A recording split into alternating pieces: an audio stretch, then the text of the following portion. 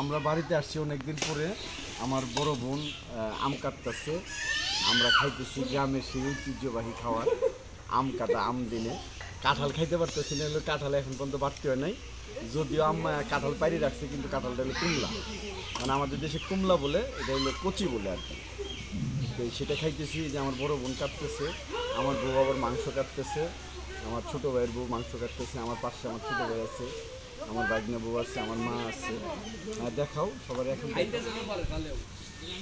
এই মজাটাই আলাদা।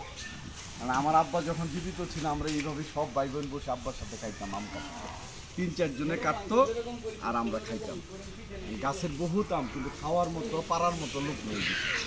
এই হলো বিপদ। কাঁঠাল হাজার হাজার কাঁঠাল, লক্ষ লক্ষ আম, কিন্তু কিচ্ছু করে না। মা আম গাছগুলো একটু দেখাও, যে ঝুঁকায় ঝুঁকায় আম আছে।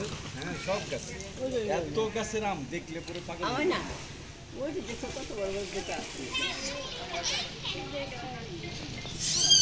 মা ওইখানে দেখো, আমার এখানে আর শাহজাহান